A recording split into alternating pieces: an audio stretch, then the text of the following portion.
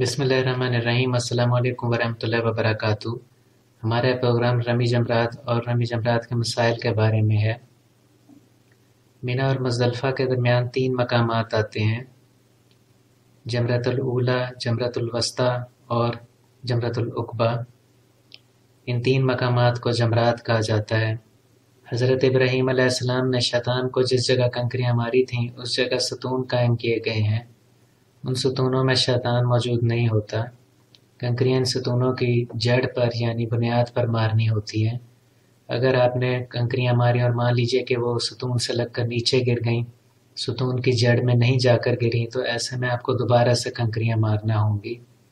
हर जमरे को 7-7 कंकरियाँ मारना होती हैं और 7 कंकरियों में से हर कंकरी को अलग अलग मारना है। यानी ऐसा नहीं करना कि आप एक ही बारी में 7 कंकरियाँ मार दें। मज़ीद यहाँ ये बताना भी ज़रूरी है कि अगर रमी जमरात का रुकन अदा ना किया जाए तो दम लगता है। अगर रमी जमरात का रुकन अदा ना किया जाए तो हज हो जाता है, लेकिन दम देना लाजिम है। जो कंकरियाँ शैतान को यानी जमरात को मारी जाती हैं उन्हें जमार की कंकरियाँ कहते हैं। रमी जमार का वक्त सूरज के ज़वाल से लेकर सूरज ग़ुरूब हो जाने तक है और ये सुन्नत रसूल सल्लल्लाहु अलैहि वसल्लम है। जमरों के करीब पड़ी कंकरियों से आप रमी कर सकते हैं, लेकिन हौज़ की कंकरियाँ इस्तेमाल नहीं करनी। नाज़रीन इकराम, ये थे कुछ बुनियादी मालूमात रमी जमरात के बारे में। अब हम जान लेते हैं रमी जमरात से मुतल्लिक़ कुछ मसाइल के बारे में। यहाँ हम कुछ सवालों के आपको जवाब देते हैं जो कि अक्सर पूछे जाते हैं। हमसे सवाल पूछा जा रहा है कि ये बताएं कि क्या 7 कंकरियों से कम या ज़्यादा कंकरियाँ मार सकते हैं। तो इसका जवाब ये है कि अगर आप 7 कंकरियों से कम कंकरियाँ मारेंगे तो ऐसे में रमी जमरात का रुकन नामुकम्मल है। लिहाजा कंकरियों की तादाद पूरी करना ज़रूरी है जो कि 7 कंकरियाँ हैं। और मान लीजिए कि अगर कोई शख्स 7 कंकरियों से ज़्यादा कंकरियाँ मार देता है तो ऐसे में उसका रमी जमरात का रुकन मकरूह हो गया है। कोई भी हज का रुकन अदा करते वक्त इस बात का इंतहाई ख्याल रखना ज़रूरी है कि उसे इस्लामी शरई अहकामात के मुताबिक अदा किया जाए, उसमें कमी या बेशी ना की जाए। सवाल पूछते हैं कि अगर कोई शख्स सूरज के ज़वाल से पहले ही रमी कर लेना चाहे, अगर यानी कोई शख्स चाहता हो कि वो सूरज के ज़वाल से पहले के वक्त में रमी जमा करके फारिग हो जाए, तो इसका जवाब ये है कि ऐसा करना नाजायज़ है। रमी जमा करने के बाद सूरज के ज़वाल से सूरज ग़ुरूब होने तक है और यही सुन्नत रसूल सल्लल्लाहु अलैहि वसल्लम है। सवाल पूछा जा रहा है अगर कोई सूरज के ज़वाल से सूरज ग़ुरूब होने तक इस दौरान रमी जमार ना कर सकता हो तो क्या सूरज ग़ुरूब हो जाने के बाद वो कर सकता है।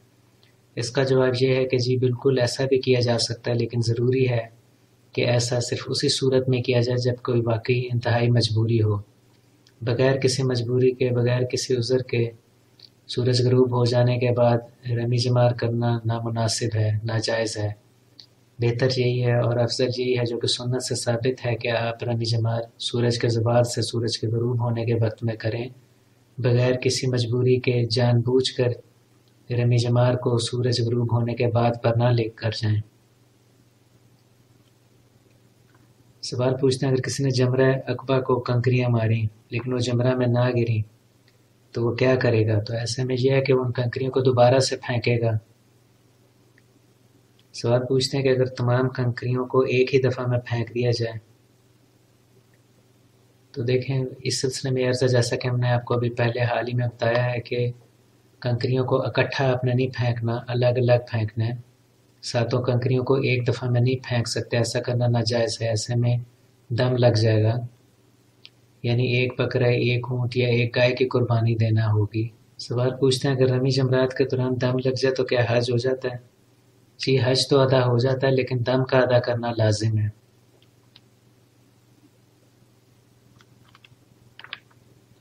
सवाल पूछते हैं कि बाज़ लोगों को देखा गया कि रमी जमरात के दौरान वो बुलंद आवाज़ शैतान को कोसते हैं, बुरा भला कहते हैं और बाज़ लोग तो गालियाँ तक दे देते हैं। क्या इस तरह करना ठीक है। जी नहीं, ऐसा करना नामुनासिब है। हालत हराम में बदज़ुबानी करना या कोई ऐसा काम करना मना है।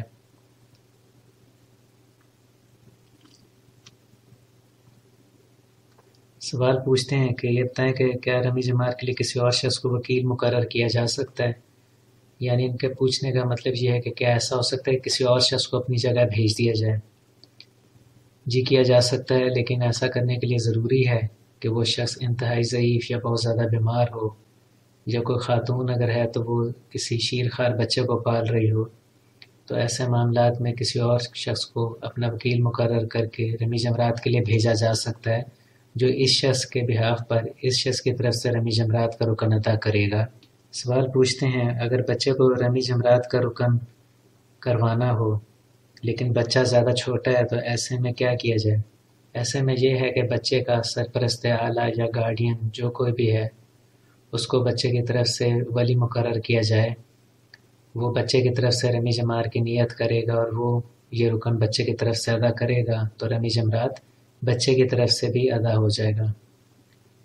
ایسے میں یہ ہے کہ بچے کا سرپرست اعلیٰ یا گارڈین بچے کی طرف سے رمی جمرات کی نیت کرے گا اور وہ بچے کی طرف سے کنکریاں پھینکے گا، وہ رمی جمرات اسی طرح سے ادا کرے گا جیسا کہ اس کو ادا کرنا ہوتا ہے، تو رمی جمرات کا رکن بچے کی طرف سے ادا ہو جائے گا۔